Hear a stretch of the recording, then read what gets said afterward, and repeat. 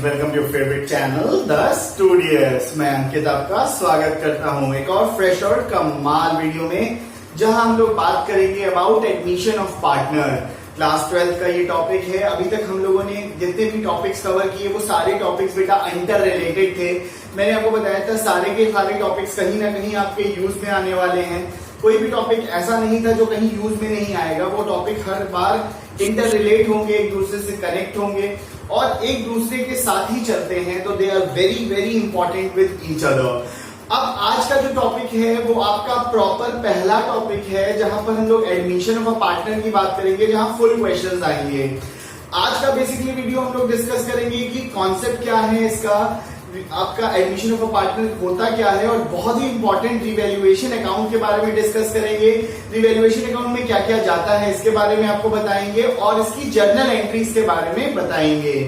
चलिए शुरू करने से पहले जल्दी से सब्सक्राइब कर लीजिए चैनल को, जिन्होंने अभी तक सब्सक्राइब नहीं किया है।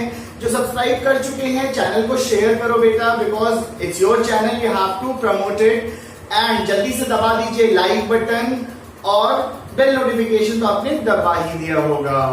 अभी तक जितनी भी वीडियोस अगर आपने मिस की हैं, आई बटन पे मैंने लिंक दिया हुआ है, वो वीडियोस भी देख लीजिए, so that your base should be strong and you should have a full control over partnership, जिससे कि जो भी आपके 30 मार्क्स के क्वेश्चंस आते हैं सीबीएसई बोर्ड में और अराउंड 40 मार्क्स के जो आईसीएसई बोर्ड में, वो आपके बिल्कुल भी मिस ना हो और आप फुली ग्रैब करें पूरे के पूरे marks.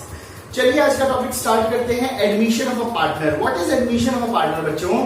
Admission of a partner is basically जब कभी किसी नए पार्टनर को हमें एडमिट करना है इनटू द पार्टनरशिप। आपको मालूम है पार्टनरशिप जो है वो गवर्न होता है by partnership act 1932। Under this act it is been said कोई भी नया पार्टनर आ सकता है, बिल्कुल आ सकता है पार्टनरशिप में, लेकिन उसकी एक कंडीशन है। क्या कंडीशन है बच्चों? कि all the partner which are there in the partnership firm should agree with that admission. वो सबके सब एग्री करने चाहिए एडमिशन के साथ, और वो सारे के सारे मिलकर उस पार्टनर को लाने के लिए तैयार हो। प्लस जो पार्टनर आ रहा है वो अपने शेयर ऑफ कैपिटल को लेकर आए और गुडविल को लेकर आए। अब जब कभी नया पार्टनर आता है या कोई मान लीजिए एग्जिस्टिंग पार्टनर जाता है, तब जरूरत पड़ती है कि आप एसेट्स को क्या करिए, फिर से रिवैल्यू करिए। क्यों?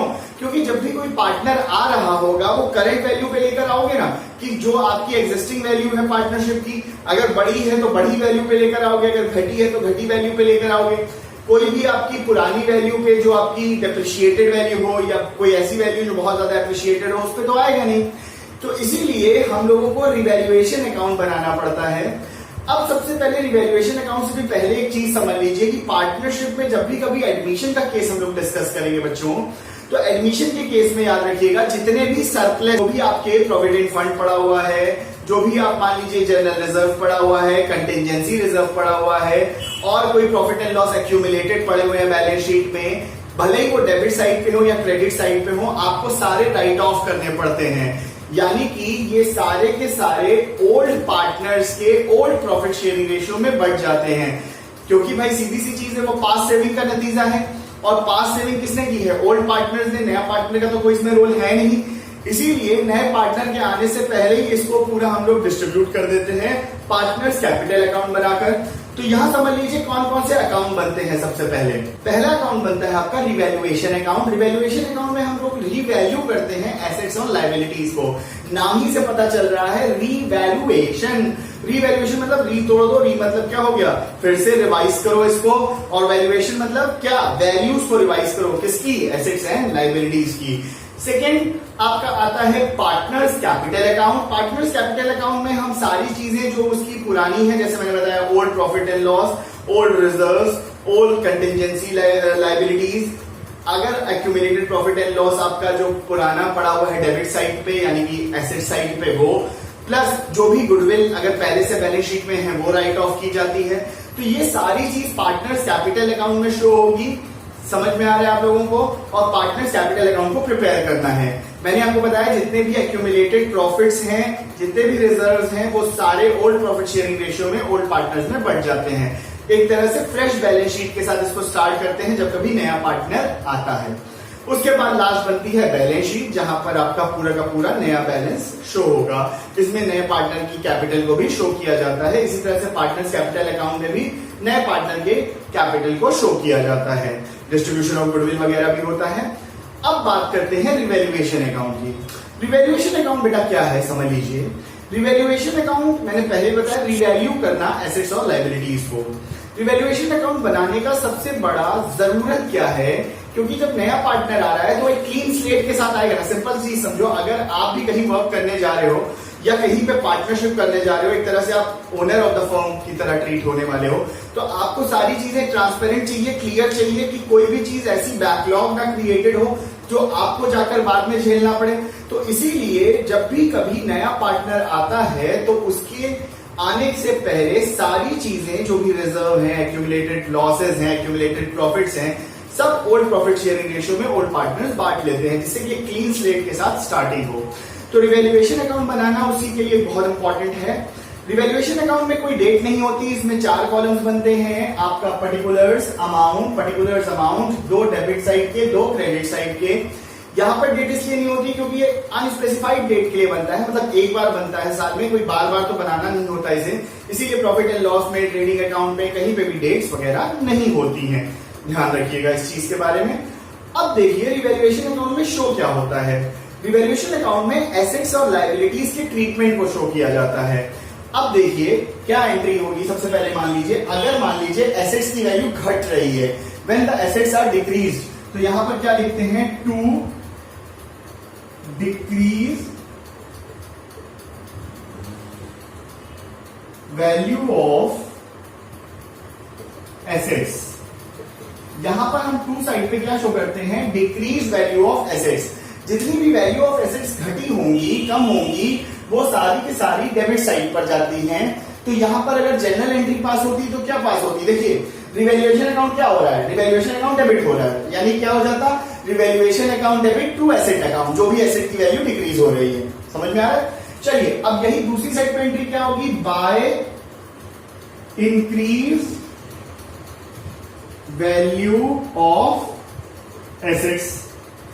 अब मान लीजिए, देख लीजिए यहां पर जब कभी वैल्यू ऑफ एसेट्स इंक्रीज हो रही है, तो जब इंक्रीज हो रही है वैल्यू ऑफ एसेट्स, यानी कि यहां पे क्या एंट्री होगी, सिंपल समझिए, ये हमेशा क्रेडिट साइड पे शो होगा, यानी पार्टनर्स के लिए क्या है, फायदा है। और एंट्री क्या होगी इसकी, एंट्री होगी रिवैल्यूएशन। देखो यहां क्या हो रहा है, क्रेडिट हो रहा है, यानी कि हम लिखेंगे asset account debit to revaluation account. I hope ये भी चीज आपको क्लियर है। इसके बाद अब लायबिलिटी की अगर हम बात करें, तो लायबिलिटी के केस में यहां पे क्या होगा, टू इंक्रीज इन लायबिलिटी। अब यहां पर क्या होगा, इंक्रीज इन लायबिलिटी।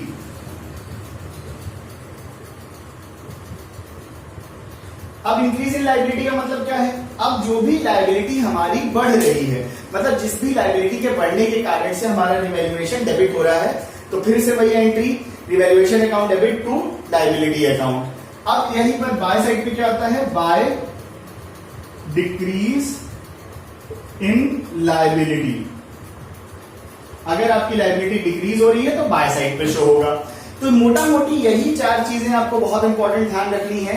अगर एसेट्स की वैल्यू बढ़ रही है तो क्रेडिट साइड पे, एसेट्स की वैल्यू घट रही है तो डेबिट साइड पे, अगर लायबिलिटीज की इंक्रीज हो रही है, लायबिलिटीज में इंक्रीज हो रहा है तो वो डेबिट साइड पे, लायबिलिटीज में डिक्रीज हो रहा है तो वो क्रेडिट साइड पे। जितने भी फायदे की चीजें हैं फर्म के लिए और पार्टनर्स के लिए वो क्रेडिट साइड पे नोट होगी, और जो भी आपके एक्सपेंस और लॉसेज हैं वो कहां, डेबिट साइड पे। रिवैल्यूएशन खुद ही में एक आपका नॉमिनल अकाउंट होता है। तो यहाँ पे एंट्रीज के केस में सिंपल सा ध्यान रखना है तुम्हें कि क्या करना है हमें, कि रिवैल्यूएशन जो है वो जहां डेबिट हो रहा है तो रिवैल्यूएशन को डेबिट करो, रिवैल्यूएशन जहां क्रेडिट हो रहा है उसे क्रेडिट करो। और किसकी वजह से हो रहा है, जैसे पहले केस में क्या था, रिवैल्यूएशन देखो क्या डेबिट हो रहा था ना, तो डेबिट हो रहा था तो revaluation account debit to decrease in assets, यानी कोई भी एसेट्स अकाउंट जो भी था। इसी तरह से इसका अपोजिट सारे केस में होता चला जा रहा है। कोई डिफिकल्टी नहीं होती है इसके आप कह सकते हो जनरल एंट्रीज को रिकॉर्ड करने के लिए, लेकिन ये बहुत इंपॉर्टेंट है। अब देखिए इसका बैलेंसिंग फिगर जो होता है, मान लीजिए कि क्रेडिट का बैलेंसिंग फिगर ज्यादा है, तो जब क्रेडिट का बैलेंसिंग फिगर ज्यादा है यहां पर, तो यहां पर क्या हो जाएगा, ये जो क्रेडिट बैलेंसिंग फिगर ज्यादा है, यहां पर हम नोट करेंगे टू प्रॉफिट। मान लीजिए 2 पार्टनर से ए बी, जो ओल्ड पार्टनर थे 2 पार्टनर वो इस प्रॉफिट को शेयर कर लेंगे। यही मान लीजिए अगर डेबिट का बैलेंस ज्यादा होता और क्रेडिट का बैलेंस कम होता तो लॉस। जब लॉस होता तो हम क्या करते कि यहां पर लिखते by loss transfer to partner A and B. बहुत इजी होता है इसको करना, बहुत मुश्किल नहीं है, इजीली आप इसको समझ सकते हैं और कर सकते हैं। आई होप अभी तक आपको रिवैल्यूएशन का केस पूरा अच्छे से समझ में आया कि रिवैल्यूएशन अकाउंट क्या होता है, उसकी एंट्रीज कैसे होती हैं, प्लस पार्टनरशिप का बेसिक्स क्या होता है। कल हम लोग बेसिकली डिस्कस करेंगे अबाउट क्वेश्चंस, जहां पर हम लोग एडमिशन के पूरे क्वेश्चन एक एक करके सॉल्व करेंगे जो डिफरेंट कैटेगरीज के क्वेश्चन होते हैं। और कल से हमारा यहाँ पर प्रैक्टिकल पोर्शंस का क्वेश्चन स्टार्ट हो जाएगा। आ जाते हैं अपने एग्जाम पॉइंट ऑफ व्यू वाले सेक्शन पे। एग्जाम पॉइंट ऑफ व्यू से रिवैल्यूएशन अकाउंट बहुत इंपॉर्टेंट है, क्योंकि रिवैल्यूएशन अकाउंट आपको चाहे रिटायरमेंट का केस हो चाहे एडमिशन का केस हो बनाना ही पड़ेगा। तो revaluation account you should know how to prepare with journal entries, क्योंकि कई बार जर्नल एंट्रीज पूछ लेता है उसकी। जर्नल एंट्रीज भी मैंने आपको बता दी है कैसे होना है, तो don't get confuse in that. अब इसके बाद कल से will be starting with the practical portion. वो वीडियो आपको अच्छी लगी, जल्दी से चैनल को सब्सक्राइब कर लीजिए। सब्सक्राइब कर चुके हैं तो शेयर कीजिए, लाइक बटन तो दबा ही चुके होंगे, अभी नहीं दबाए तो जल्दी से जाके दबा दीजिए, और साथ ही साथ बेल नोटिफिकेशन दबाना ना भूलें। स्टे सेफ, जय हिंद, जय भारत, थैंक यू।